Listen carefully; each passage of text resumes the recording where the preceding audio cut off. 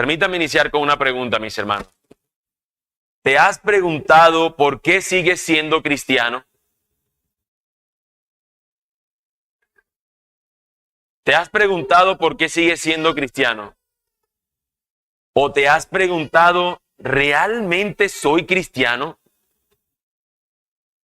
¿Por qué nuestros corazones tan vagabundos no han perdido la fe y continúan amando a Dios a pesar de que somos tan imperfectos, tan distraídos durante varias horas del día y tan débiles dejados a nosotros mismos?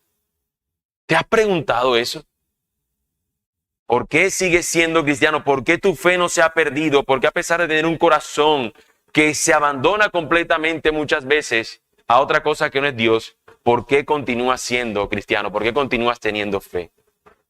Bueno, mis hermanos, la doctrina de la perseverancia de los santos, o dicho de una mejor manera, de la preservación de los santos, es la respuesta gloriosa a esas preguntas. ¿Por qué razón nosotros seguimos siendo cristianos a pesar de nosotros?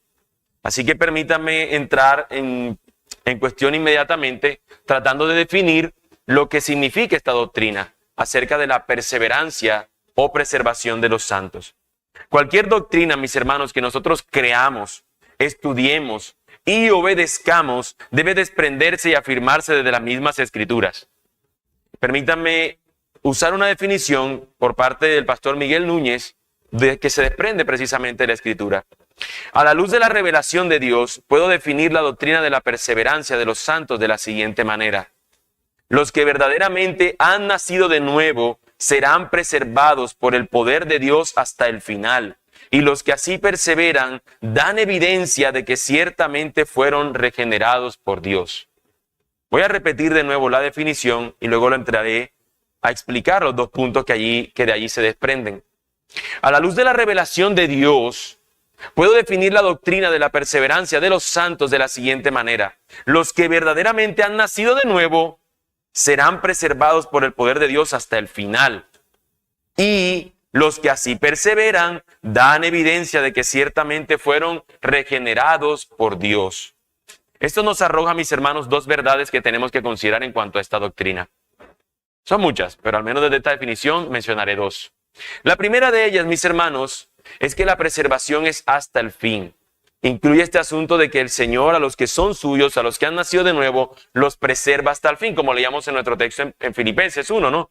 Que el que comenzó esa buena obra, la perfeccionará hasta el día de Cristo Jesús. Pero también, mis hermanos, importa el cómo somos preservados. Y esto no se trata de que simplemente Dios preserva y el hombre vive como quiera, sino que esto, mis hermanos, incluye una manera santa de vivir. Mis hermanos, atención. No te distraigas. El hermano sabe dónde sentarse. Los hermanos que llegan saben dónde se van a sentar. No te distraigas. Si se abrió la puerta, hay unos hermanos que están recibiendo a los hermanos que entran. Tú tranquilo. Porque es probable, mis hermanos, que tú confíes en que Dios te preserva, pero se te olvida cómo debe lucir aquel que es preservado.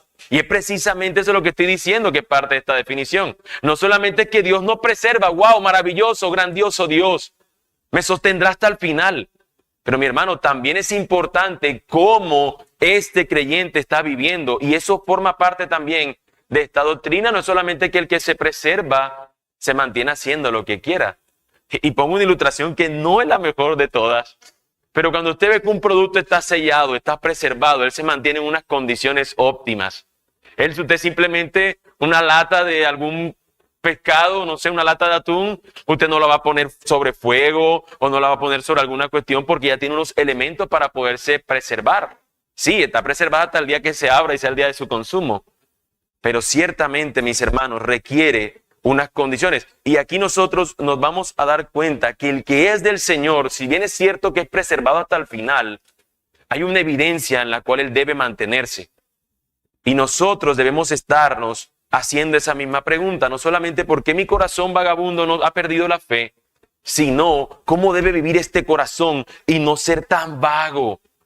Esa debería ser nuestra pregunta también aquí hoy. Mis hermanos, de manera sencilla se puede aprender y enseñar esta doctrina con el eslogan: si se tiene, nunca se pierde. Y si se pierde, nunca se tuvo, que es una expresión que nos muestra de que la salvación es del Señor y si tú la tienes, no podrías perderla jamás. Y si de repente la persona pierde la salvación, es porque realmente nunca la tuvo. Esta doctrina, mis hermanos, también se le menciona de una manera aún más corta, y es que una vez salvo, siempre salvo. No obstante, hay personas que toman estos dos enunciados, tanto el primero que dice, si se tiene nunca se pierde, si se pierde nunca se tuvo, o siendo salvo, soy siempre salvo, para decir yo puedo vivir entonces de la manera que yo quiera, porque al final no perderé la salvación porque el Señor me preserva. Pero ojo que he mencionado que también importa cómo yo estoy viviendo, porque eso da evidencia de realmente si soy un creyente o no. Recuerda que la Escritura nos habla de que por sus frutos se conocerán, y está hablando de unos falsos profetas que dan fruto falso, pero eso nos presenta en consecuencia que los que son verdaderos darán entonces un fruto de justicia, un fruto que evidencia de que es del Señor. Esta doctrina, mis hermanos, que hemos visto, este asunto que estamos viendo, esta frase que hemos mencionado, mis hermanos, envuelve la realidad de la doctrina de la preservación de los santos. Un cristiano verdadero, mis hermanos, a quien a mí realmente me gusta llamar un cristiano, ese hecho de un cristiano verdadero luce como si hubiese un cristiano falso, pero realmente un cristiano es incapaz de llegar a la apostasía total y final. Eso es lo que realmente nos trata o lo que nos impulsa la doctrina de la preservación o de la perseverancia de los santos, de que un cristiano sería incapaz de llegar a la apostasía total y final. ¿Qué es la apostasía? La apostasía no es más que otra cosa que rechazar la fe, o que aquel que decía creer de repente ahora se convierte en un incrédulo y todo lo que tenía que ver con lo que es del Señor, él lo rechaza tajantemente. Eso es apostatar de la fe. Eso es irse en contra de la fe. Y de esos, desde la Escritura, nosotros vemos muchos casos, pero también seguramente usted tendrá algún nombre que recordará de alguien que siendo un creyente, de repente hoy desprecia a capa y espada la fe en la cual él había creído. Y eso es sumamente triste. Es sumamente triste, mis hermanos, lo que a su vez también es doloroso. Así que, mis hermanos, cuando nosotros hablamos de esto, por más que digamos que un creyente no entrará o no caerá en la apostasía total y final, al mismo tiempo también la Biblia nos dice cómo debe vivir aquel que es del Señor. Y hacia el final o más adelante en la enseñanza estaremos hablando quizás un poco más profundo de eso. Permítanme, mis hermanos, citar un par de definiciones más acerca de esta doctrina para seguir teniendo una consideración aún quizás un poco mayor. Esta definición es del pastor John Piper en su libro 5 puntos y dice: creemos que todos los que son justificados ganarán la batalla de la fe, perseverarán en fe y en última instancia no se rendirán al enemigo de sus almas. Esta perseverancia es la promesa del nuevo pacto que la sangre de Cristo obtuvo y que obró en nosotros por medio de Dios mismo, pero no con el fin que bajemos la guardia, sino de capacitar y alentar nuestra constancia y vigilancia para que podamos decir al final: he peleado la buena batalla, aunque no yo, sino la gracia de Dios que está conmigo.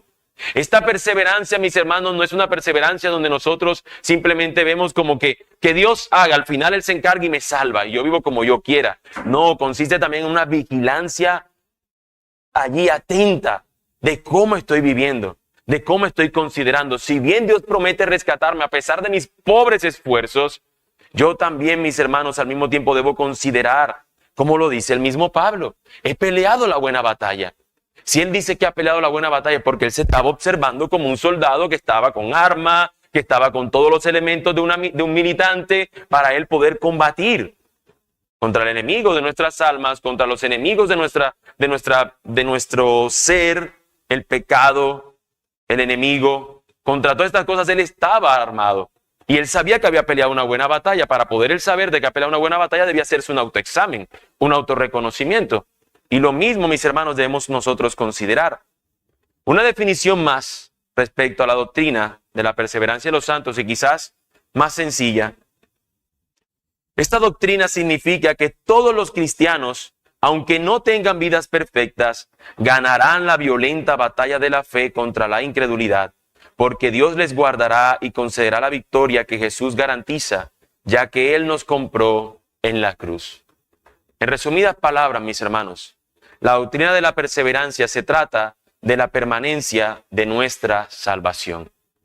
Permanecer en nuestra salvación.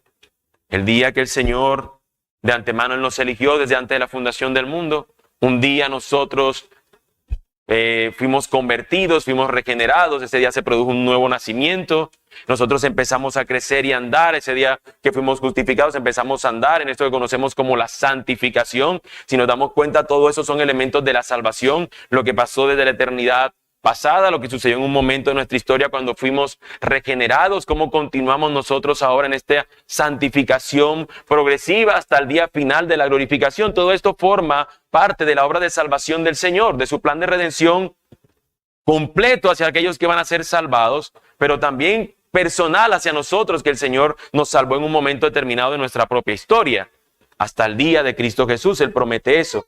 Así que mientras esto está ocurriendo, mis hermanos, hay algo que tú y yo estamos viviendo y es la santificación. Y la santificación no es simplemente yo vivir como quiera, sino vivir siendo santos como Él es santo. Y eso, mis hermanos, es algo que también consiste y que se considera dentro de lo que Dios está haciendo, y es preservar a los suyos.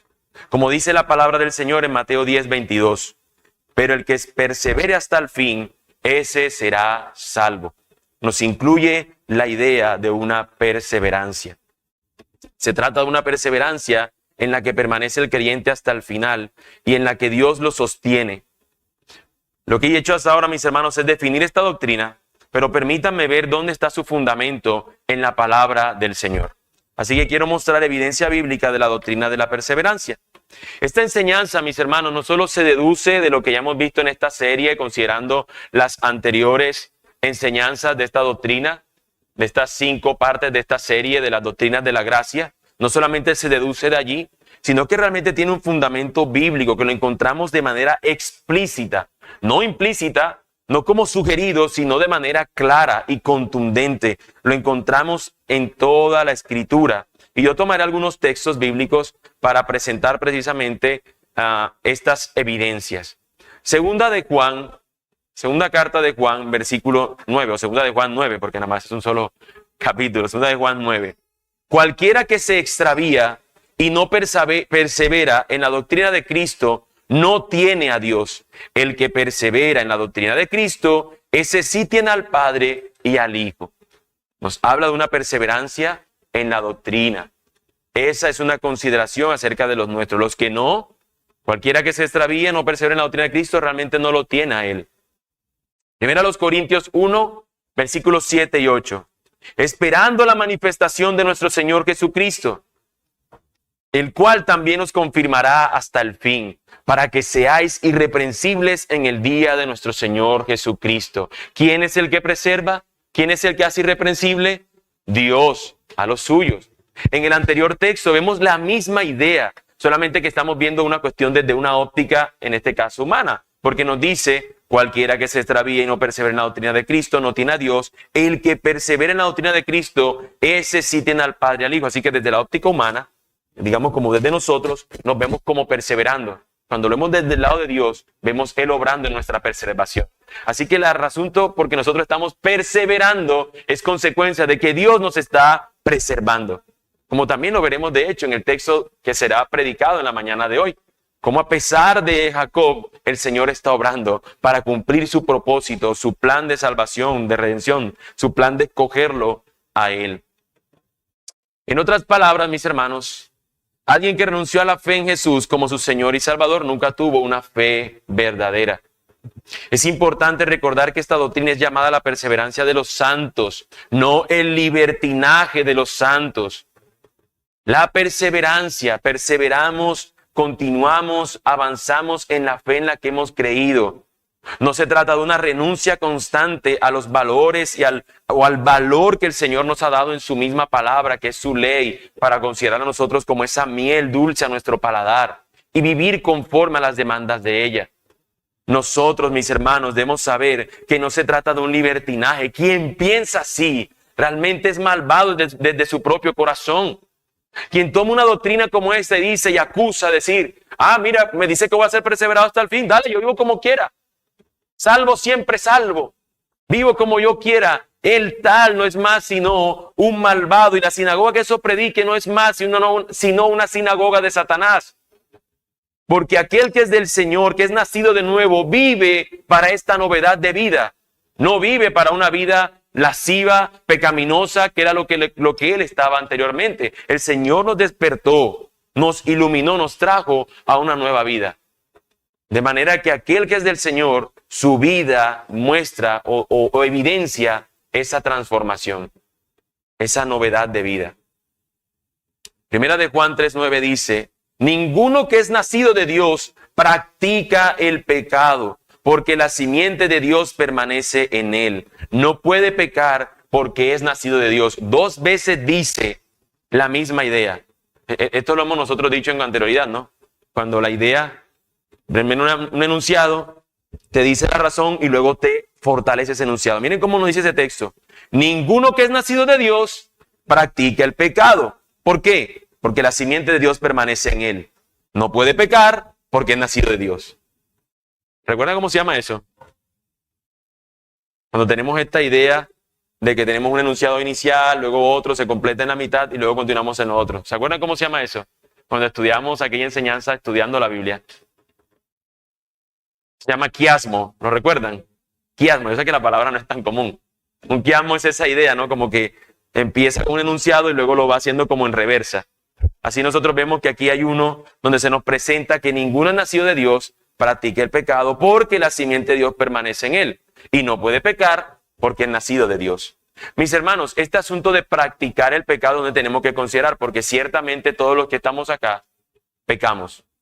Absolutamente todos. El asunto de aquí nos hace énfasis en el hecho de una práctica, de una continuidad, de un deseo de satisfacer tu carne y de pecar sin ninguna consideración y no me importa nada. Yo peco y ¿cuál es el problema? Yo vivo de esta manera y no pasa nada. Mientras que el creyente continuamente se sabe que es pecador y él sabe a dónde va. Y sus constantes pasos no son peco y no me importa, sino peco, me arrepiento y creo en el evangelio. Y cuando él vuelve a caer, él vuelve a dar los mismos pasos. Pequé, me arrepiento y creo en aquel que murió por mí en la cruz. Y cuando él vuelve a pecar, él vuelve a tomar los mismos pasos. Me arrepiento y creo en el Señor. Pero el que no es nacido de Dios, el tal le importa nada cuando peca. Él ve el pecado y dice, este es pecado.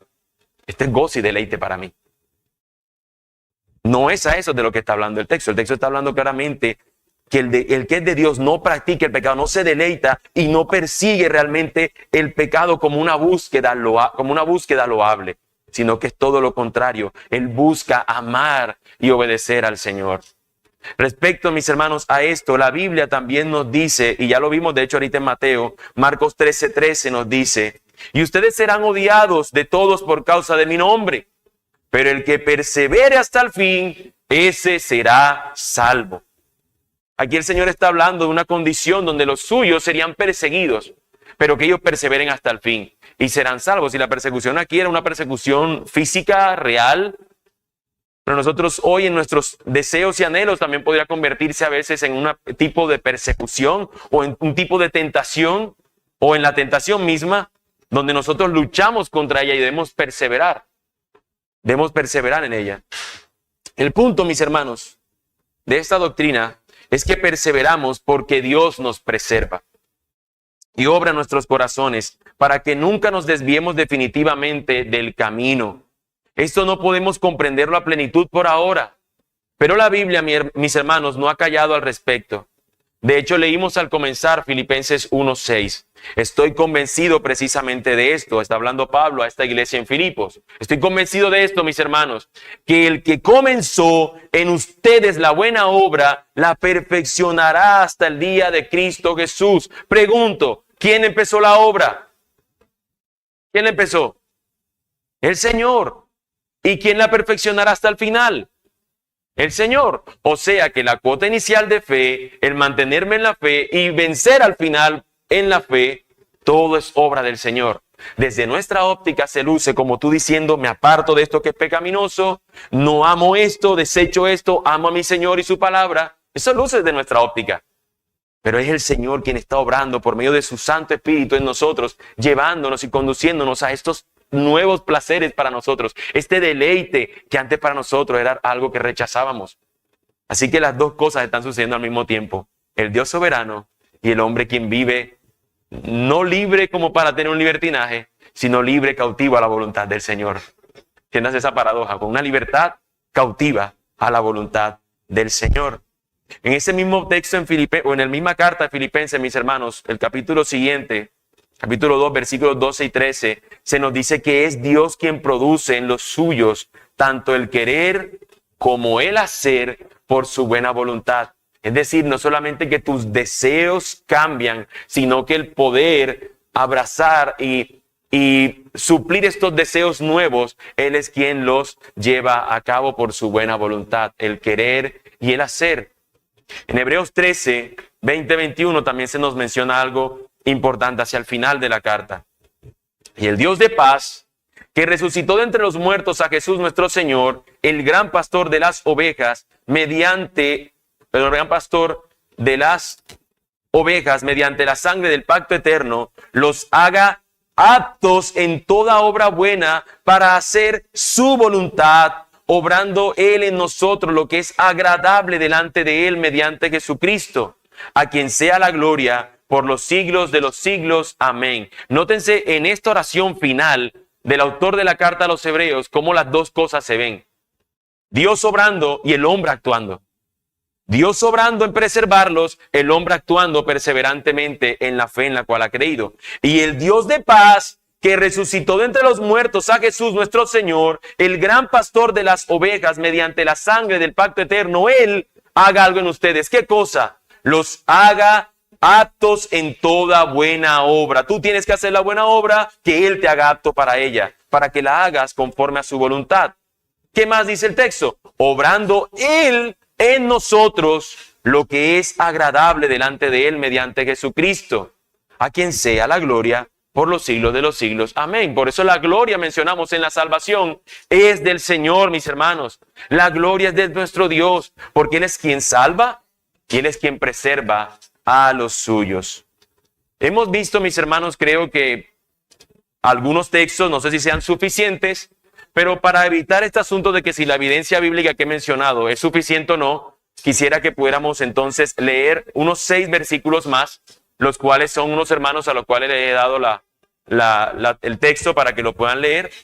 Y no sé si nos ayudamos con un micrófono para que puedan escucharse. Ya lo tienen listo, perfecto. Juan 10, 27 al 30. Mis ovejas oyen mi voz y yo las conozco y me siguen. Y yo les doy vida eterna y no perecerán jamás, ni nadie las arrebatará de mi mano. Mi Padre que me las dio es mayor que todos, y nadie las puede arrebatar de la mano de mi Padre. Yo y el Padre uno somos. Amén. O sea, ¿quién le puede quitar? ¿Cuáles ovejas del Señor podrían perderse si Él las tiene en su mano? ¿Será que algo podría abrir la mano de Dios, por decirlo de una manera, y separar a sus ovejas de Él? De ninguna manera. Es Dios quien nos preserva. Primera de Juan 2:19. Ellos salieron de nosotros, pero en realidad no eran de nosotros. Porque si hubieran sido de nosotros, habrían permanecido con nosotros. Pero salieron a fin de que se manifestara que no todos son de nosotros. Ok, ese texto nos está mostrando que parece de pronto, si alguno de pronto dice, pero ¿qué tiene que ver con lo que estamos diciendo? Ese texto nos está mostrando que habían algunos que parecían ser del pueblo de Dios, parecían ser cristianos, pero luego terminan yéndose. Y lo que está diciendo él, aunque parecían, no eran. Parecían de nosotros, pero no eran de nosotros. Porque si fuese de nosotros, ¿qué pasaría? Permanecieran con nosotros, perseveran, permanecen, continúan. Recuerden que el Señor también nos coloca esa vid verdadera, ¿no? Y nos coloca como nosotros estamos sujetos a Él. Primera de Pedro 1:7. Para que la prueba de la 1:5, perdón, 1:5. Mediante la fe, ustedes son protegidos por el poder de Dios, para la salvación que está preparada para ser revelada en el último tiempo.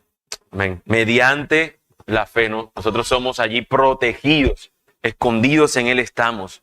Judas 24:25. Manasor. y aquel que es poderoso para guardarnos sin caída y preservarnos sin mancha delante de su gloria con gran alegría. Al único y sabio Dios, nuestro Salvador, sea gloria y majestad, imperio y potencia, ahora y por todos los siglos. Amén. Amén. Amén. Al que es poderoso para preservarnos, para guardarnos hasta el final. Primera los Tesalonicenses 5, 23, 24. Juan Camilo, ¿cierto? Es tuyo, ¿no?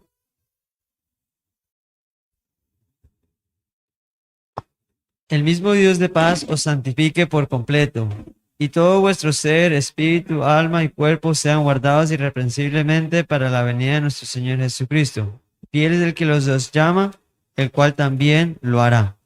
Nos llama y nos guarda hasta ese día final. Y por último, Juan 6:39. Lucas. Y esta es la voluntad del que me envió, que de todo lo que Él me ha dado yo no pierda nada, sino que lo resucite en el día final. No pierda nada el Señor. Esa es la voluntad de nuestro Señor. Lucas, tremenda voz profunda esa de Lucas. ¿Ah? Todos se quedaron así todos. Lucas ahí. A pesar, mis hermanos, que hay suficientes pasajes que nos enseñan acerca de esto, parece que algunos nos apuntarán a lo contrario. Realmente son muy pocos los textos que parecerían decir todo lo contrario a lo que hemos dicho. De hecho, algunos toman estos pocos versículos y presentan objeciones a esta doctrina de la perseverancia de los santos o preservación de los santos. Y es lo que me gustaría que veamos entonces ahora a continuación. Las objeciones a la doctrina de la perseverancia.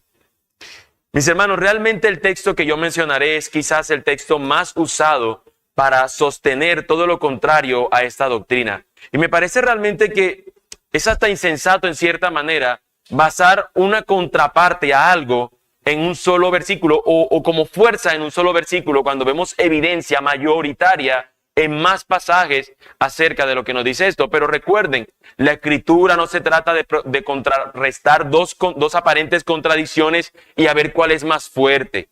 Lo que nosotros vemos por la escritura, que es un principio de hecho de hermenéutica, de interpretación bíblica, es el siguiente. Un pasaje no tan claro se ilumina a la luz de un pasaje más claro. Es decir, vamos a buscar una luz que me ilumina acerca de algo de lo que no tengo tan claridad.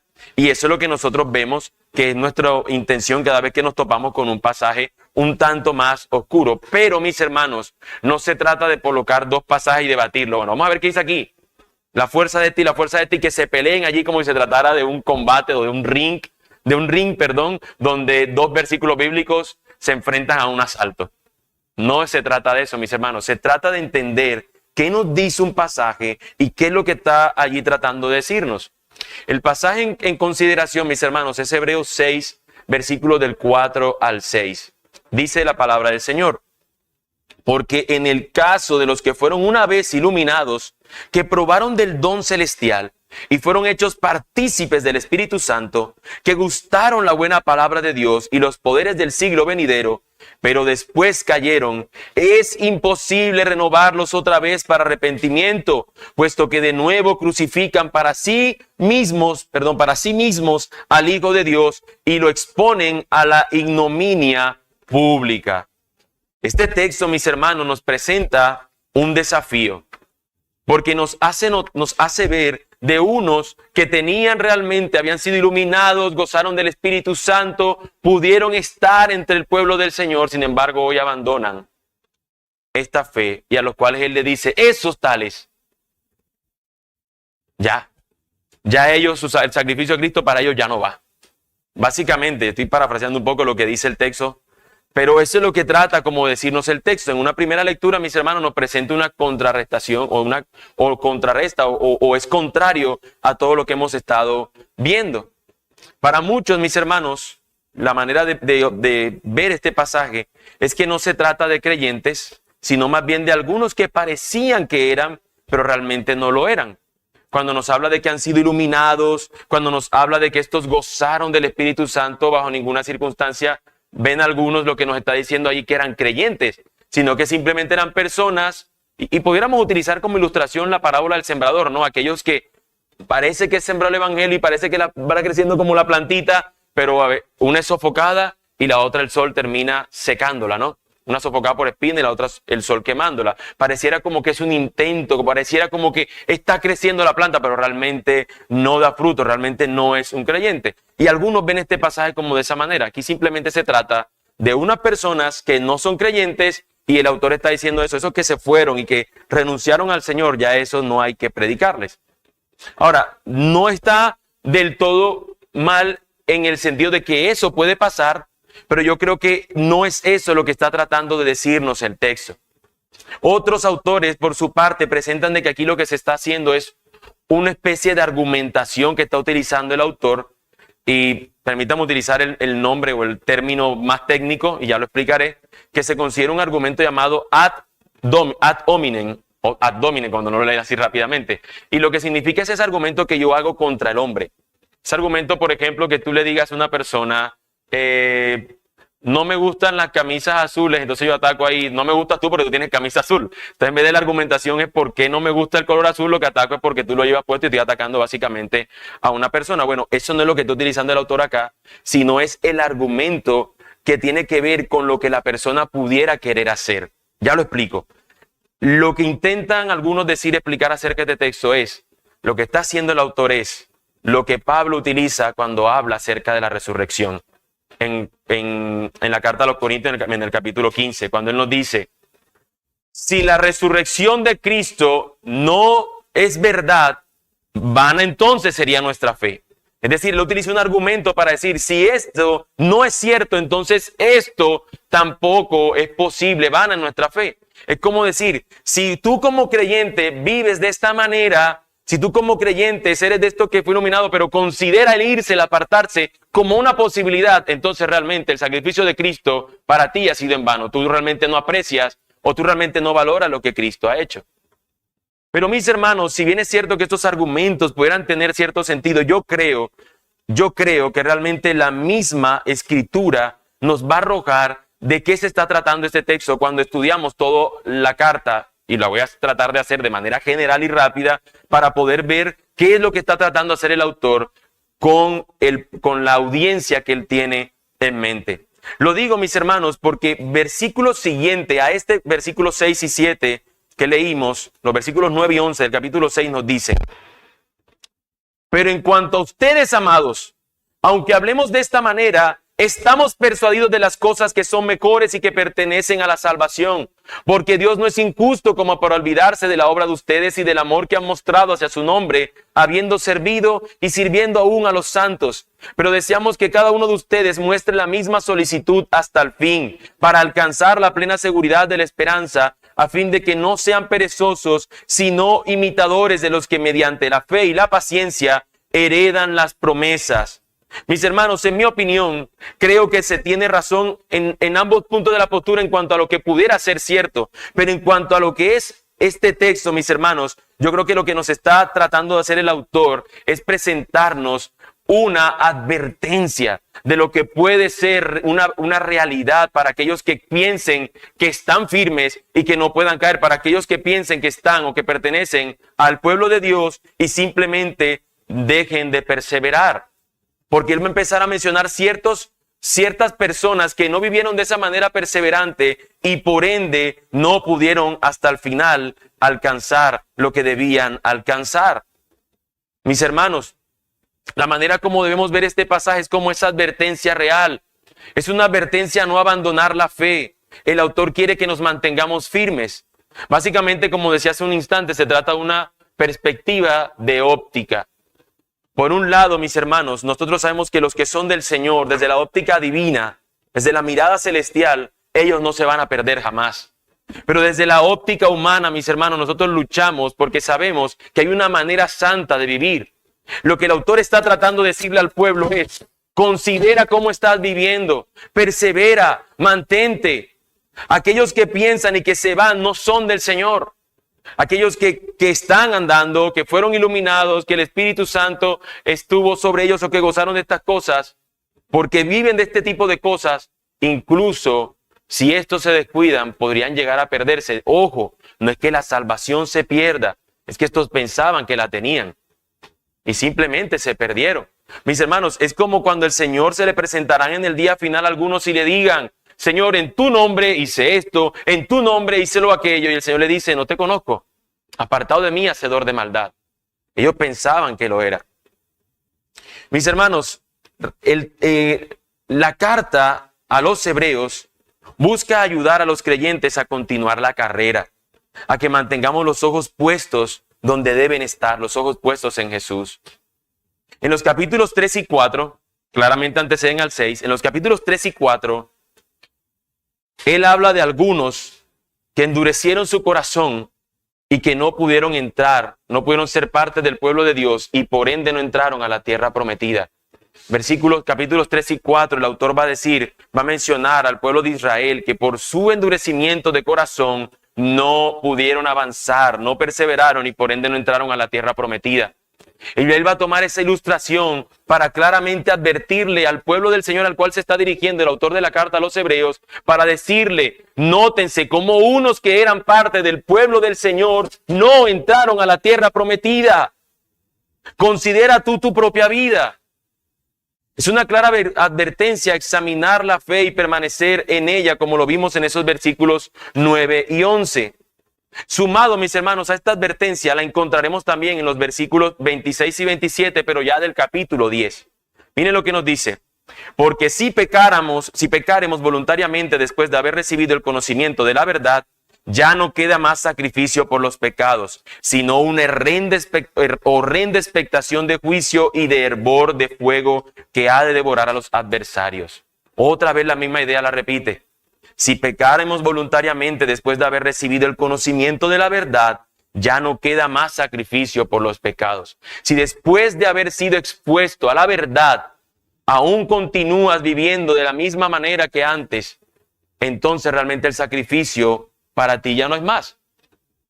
Solamente queda para esa persona una expectación de juicio y de hervor que ha de devorar a los adversarios. Pareciera, mis hermanos, en una lectura rápida que la salvación podría perderse una vez más, que no se podría preservar y perseverar. Pero se trata de la misma idea de advertencia, porque más adelante en ese capítulo 10, pero en los versículos 32 al 39, se nos va a hablar acerca de ello. Y acompáñenme, por favor, a Hebreos.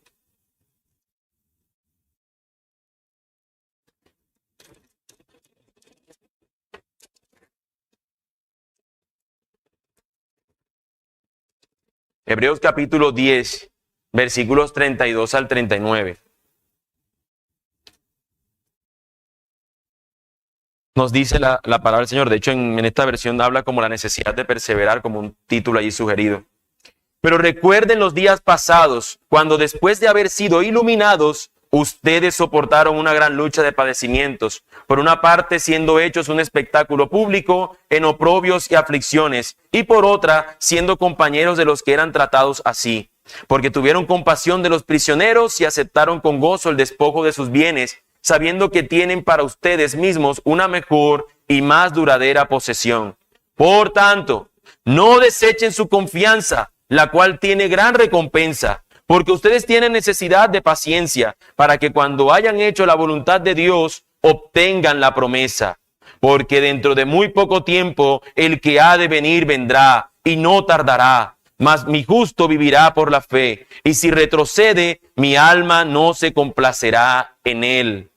Pero nosotros no somos de los que retroceden para perdición, sino de los que tienen fe para la preservación del alma. Así que lo que está haciendo el autor es trayendo una advertencia clara y contundente. Los que son del Señor preservan o perseveran hasta el fin, son preservados por el Señor. Desde la óptica humana, lo que está haciendo el autor, repito, es decirles, señores, hubo algunos que decían ser del pueblo del Señor y se extraviaron y se perdieron. Ustedes y nosotros no debemos ser de esos, debemos perseverar hasta el fin. Y por ello luego encontramos que está el capítulo 11, que es como decir el hall de los que tuvieron fe. El museo de los héroes de la fe, con sus nombres y sus descripciones y aquella fe que tuvieron firme en el Señor. Estos que pudieron perseverar. Y empieza todo este asunto de decirnos qué es la fe, qué es la convicción de lo que se espera, qué es esa esperanza que tenemos en lo que no vemos, pero sabemos que sí va a ocurrir. Y es precisamente de eso a lo que nos conduce luego el texto. No es decirnos que los que son del Señor podrían perderse, sino que ellos desde su propia lucha perseveran, buscan vivir de acuerdo a lo que el Señor les llama. Seguido de ese capítulo 11, lleno de todos estos héroes de la fe, mis hermanos, sobre el final. Después de este versículo 39 que nosotros leímos, nos viene todo ese pasaje del capítulo 11 y nos dice al final: y todos estos, habiendo obtenido aprobación por su fe, no recibieron la promesa porque Dios había provisto algo mejor para nosotros, a fin de que ellos no fueran hechos perfectos, sino sin nosotros. Después de hablar de todos estos héroes de la fe, el capítulo 12 dice: por tanto, puesto que tenemos en derredor nuestro tan grande nube de testigos, despojémonos también de todo peso y del pecado que tan fácilmente nos envuelve, y corramos con paciencia la carrera que tenemos por delante, puesto los ojos en Jesús, el autor y consumador de la fe, quien por el gozo puesto delante de él soportó la cruz, despreciando la vergüenza, y se ha sentado a la diestra del trono de Dios. Consideren pues a aquel que soportó tal hostilidad de los pecadores contra él mismo, para que no se cansen ni se desanimen en su corazón. Sigue siendo un asunto de óptica. Tú y yo en la carrera luchando. Tú y yo en una carrera luchando. Y que consideremos que aunque pensemos que estamos en la carrera y estamos en la lucha, no pensemos que simplemente vamos nosotros a estar con un andar perfecto. Considera tu andar. Por eso sobre el final, en el capítulo 13, que ya lo leímos hace un rato, nosotros vemos la clara finalización del autor respecto a esto, versículos 20 y 21. Y el Dios de paz, que resucitó de entre los muertos a Jesús nuestro Señor, el gran pastor de las ovejas, mediante la sangre del pacto eterno, los haga aptos en toda buena obra, para hacer su voluntad, obrando Él en nosotros lo que es agradable delante de Él mediante Jesucristo, a quien sea la gloria por los siglos de los siglos. Amén. En el ruego final del autor, lo que Él está diciendo, toda esta advertencia que les he dicho, y que ustedes permanezcan en el Señor, que tengan en cuenta los ejemplos de aquellos que renunciaron al creer en el Señor y abandonaron la fe, endurecieron su corazón, pero también estos ejemplos buenos de hombres que se mantuvieron en la fe. A pesar de esto, mis hermanos, yo ruego que el Dios de paz, Él sea quien les sostenga. Sean preservados perseverantemente ustedes. Mis hermanos, sacar un texto de su contexto nos termina llevando a convertir en un pretexto. Cuando leemos la idea que trae el autor en toda la carta, nos damos cuenta que es advertencias claras de que nosotros permanezcamos con nuestra fe en el Señor, puesto los ojos en Jesús, el autor y consumador de la fe. Como podemos ver, mis hermanos, se trata de una advertencia para no despreciar la fe en la que hemos creído, para no apostatar de ella y no de un texto que nos presenta la validez de una creencia que la salvación se puede perder. Mis hermanos, nosotros hemos visto que la evidencia está en que los que son del Señor son preservados hasta el fin, y que estos que son preservados continúan perseverantemente en la fe y en la manera de vivir que el Señor les ha dado. Esta doctrina es importante por muchas razones, algunas de las cuales ya he mencionado, pero quisiera mencionar unas cuantas más. Es importante esta doctrina porque le da toda la gloria a Dios y no al hombre. Perseveramos, mis hermanos, no al mirarnos a nosotros mismos, sino al mirar a Cristo, quien gracias a la obra del Espíritu Santo en nuestras vidas, obra esto en nosotros. Toda la alabanza en la salvación se la lleva a nuestro Señor. Esta doctrina es importante porque nos incentiva a predicar con más fervor, si bien algunos piensan lo contrario. Dios elige, Dios preserva hasta el fin. ¿Yo para qué hago eso? No, mis hermanos, esta doctrina es importante porque nos incentiva a predicar con más fervor. Porque si no fuese cierta, la pregunta más bien sería, ¿para qué evangelizar y llamar a las personas a iniciar un viaje que seguramente no terminarán? La doctrina nos impulsa a nosotros a considerar que cuando nosotros predicamos, los salvos del Señor vendrán a sus pies. Y la promesa del Señor es que Él los preservará hasta el final. Y eso, mis hermanos, trae gloria a Él, pero motiva también nuestra predicación, sabiendo que no depende de nuestros pobres esfuerzos, sino de Él, quien obra para salvar a los suyos. El Evangelio no serían buenas noticias y la predicación no valdría la pena si el Señor no preservara a los que salva, a los que llama. Es importante esta doctrina, mis hermanos, porque nos da gozo, aviva nuestra esperanza y nos llena de profundo agradecimiento a Dios por su salvación, porque es completa. Pero cuando tú y yo nos vemos, mis hermanos, y sabemos quiénes somos, nos damos cuenta que si no es por el Señor, ¿qué sería de nosotros? ¿Qué sería de nuestras vidas? Bajo ninguna circunstancia podríamos ser salvados. Concluye entonces, mis hermanos, con dos palabras. Un autor que creo que muchos lo conocen, R.C. Sproul, respecto a esto dice: el Dios que ha comenzado la buena obra en nosotros, la completará hasta el final, es decir, de forma completa y definitiva, cuando la cadena de oro de la redención llegue a su último eslabón. Una manera preciosa de considerar esto, ¿no? Como si la redención del Señor, el plan de redención, fuese una cadena de oro hermosa y brillante. Cuando el último eslabón llega a esa cadena, ese día será completada. Ese será el día final de Cristo Jesús, donde los suyos han de ser salvados plenamente. Pero estas palabras, mis hermanos, que diré a continuación, son aún más gloriosas que lo que acabo de leer de Sproul, porque son la palabra viva del Señor. Y ha sido realmente el texto con el que hemos finalizado casi todas las enseñanzas de esta serie de la doctrina de la gracia. Romanos 8, y voy a leer solamente los versículos 38 y 39. Por lo cual estoy seguro de que ni la muerte, ni la vida, ni ángeles, ni principados, ni potestades, ni lo presente, ni lo porvenir, ni lo alto, ni lo profundo, ni ninguna otra cosa creada nos podrá separar del amor de Dios que es en Cristo Jesús, Señor nuestro. Mis hermanos, ¿qué nos podrá separar del amor de Cristo, que el amor del Señor? ¿Qué nos podrá separar? Estamos en Él, mis hermanos. Al principio yo hice unas preguntas. ¿Te has preguntado por qué sigues siendo cristiano? ¿Por qué nuestros corazones tan vagabundos no han perdido la fe y continúan amando a Dios a pesar de que somos tan imperfectos, tan distraídos durante horas del día y tan débiles dejados a nosotros mismos? Mis hermanos, la razón de eso es que no hay nada que nos pueda separar de ese gran amor que es en Cristo Jesús, nuestro Señor. Por eso, como dice Colosenses 3:3, ustedes han muerto y su vida está escondida con Cristo en Dios. Esa es la razón, mis hermanos, por la cual podemos ser preservados y perseverar hasta el fin. A Dios sea la gloria, mis hermanos.